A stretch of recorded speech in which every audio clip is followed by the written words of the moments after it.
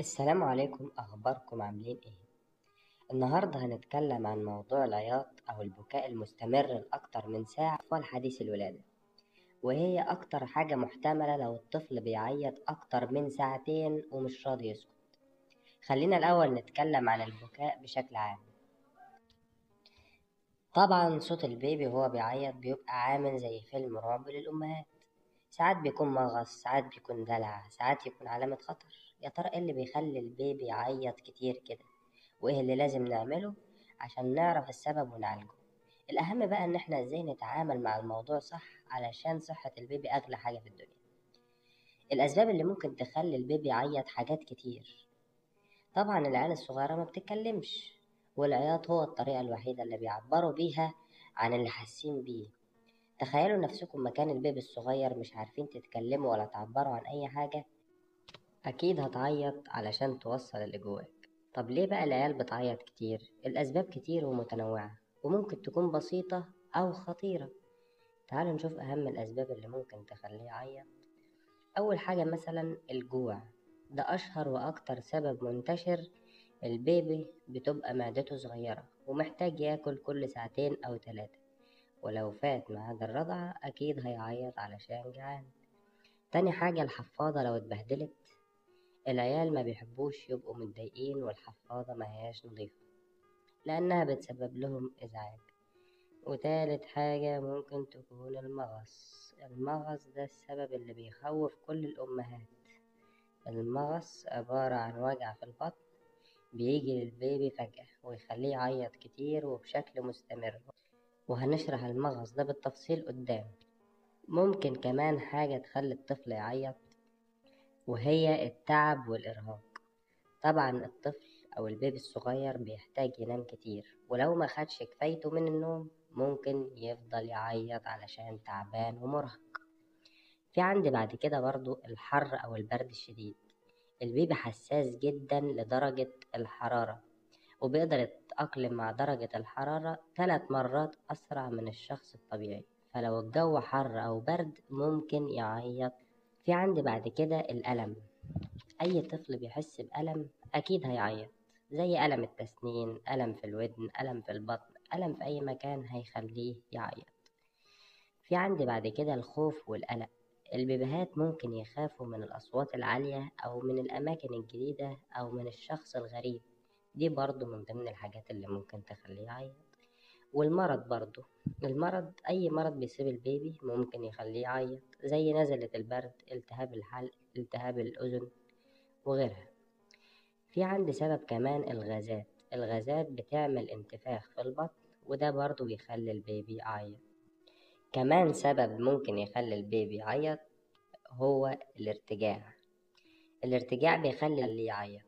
في كمان حساسية الألبان، بتبقى موجودة في الأطفال، برضو بتخليهم يعيطوا.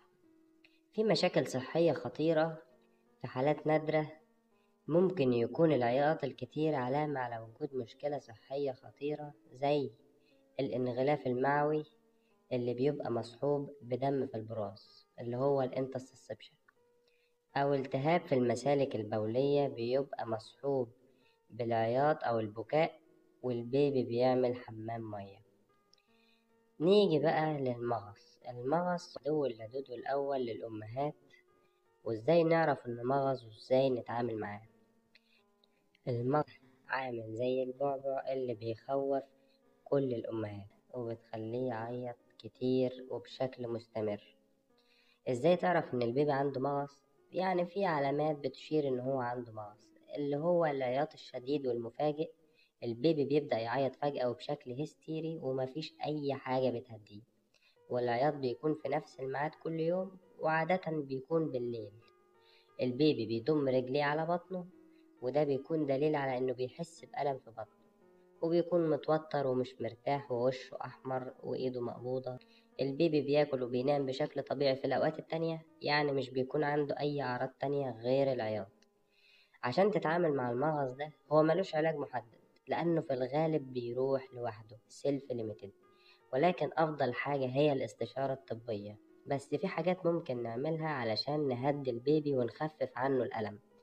غالبا البيبي لو بيرضع طبيعي بيتأثر بالنظام الغذائي بتاع الأم اللي بترضعه. يعني لو الأم مثلا لاحظت إنها الفترة اللي فاتت بدأت تشرب لبن أبقار وبعدها حصل مغص للبيبي، فده معناه إنها لازم تبطل اللبن ده في نظامها هي الغذائي.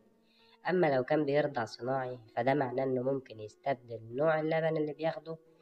لو عنده حساسية ألبان ممكن يبدل نوع ألبان تانية زي لبن الصويا أو بروتينات سهلة الهضم مائيا، حاجة كده خفيفة على المعدة.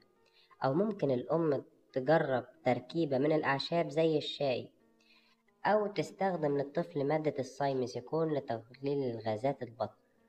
وفي بعض الأبحاث بروبيوتيك، واللي ما يعرفش البروبيوتيك دي باختصار عبارة عن زرع بكتيريا نافعة في معدة البيبي بتساعده في الهضم والتخلص من المواد الضارة اللي مسببة له المغص.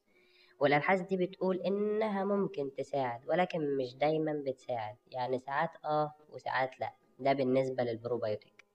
وطبعا الناس اللي بتستخدم أدوية المغص زي أدوية المضادة للتقلصات زي الاسبازموفري وغيرها ممنوع نهائي في الأطفال علشان أضرارها الكبيرة. وفي بعض الأطباء بتقولك إنك ممكن تلعب على حواس البيبي، أو بمعنى أصح إنك تلهيه، زي مثلا إنك تركبه العربية وتهشكه وتديله خروجة حلوة. وهنا ساعات بس مش دايما الاهتزازات والحركة بتاعة العربية بتأثر على البيبي وتخليه يسكت. أو إنك تدلك بطن البيبي بحركات دائرية خفيفة ممكن تساعده على طرد الغازات وتخفيف الألم. أو برضه ممكن تشيل البيبي في وضع مريح زي وضع الطيارة كأنه سوبرمان، أو تحطه على كتفك، ده برضه ممكن يهديه ويخفف عنه الألم. تغيير وضعية البيبي كل شوية من وقت للتاني بتخفف برضه الألم. إن أنت تعمل للبيبي حمام مية دافي ممكن يساعده على إن هو يسترخي ويهدى. في بعض الناس ممكن تستخدم الأعشاب الطبيعية زي اليانسون والكمون والشمر، ممكن تساعد على طرد الغازات وتخفف الألم. طبعا بتستشير الطبيب لو المغص شديد ومستمر، لازم تستشير الطبيب علشان يتأكد مفيش أي مشكلة صحية تانية. في بقى وصفات زي مشروب اليانسون اللي بيساعد على طرد الغازات وتخفيف الألم. ممكن مثلا بيبقى اليانسون بيتحط في كوباية مية سخنة، مش بنغلي اليانسون ونبردها ونديها للبيبي بالمعلقة. أو مشروب الكمون اللي بيساعد على تهدئة الأعصاب. أو الشمر بيساعد على طرد الغازات. أو زيت الزيتون الدافي برضو ممكن نستخدمه كمساج على بطن البيبي. أو في حمام البابونج، إن أنا بضيف مد البابونج للبيبي وهو بيستحمى في المية الدافية، ممكن يساعده برضو على الاسترخاء وتهديه. في بقى علامات خطر اللي هو إمتى لازم تجري على الدكتور. طبعا زي ما قلنا قبل كده إن العياط لأكتر من ساعة أو ساعتين ممكن يكون علامة على وجود مشكلة صحية خطيرة. المشكلة الصحية الخطيرة دي ممكن تكون مثلا البيبي اتخبط وحصل جرح في القرنية، وده مش هيعرفه الا الدكتور الشاطر بالفحص الطبي، ان هو يفحصه من شعر راسه لحد رجليه. او ممكن تكون انغلاف معوي، وده بيتعرف بان تحليل البراز بيكون فيه دم متجلط.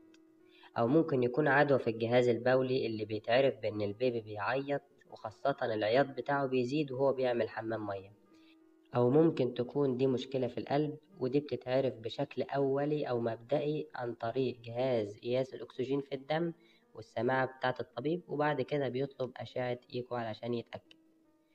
أو ممكن يكون في اضطراب في المعادن اللي موجودة في الجسم أو نسبة السكر في الطفل بسبب مشكلة في الغدد أو مشكلة غذائية للبيبي. ولو الطبيب طلب موجات صوتية فهي آمنة تماما وما تقلقيش منها.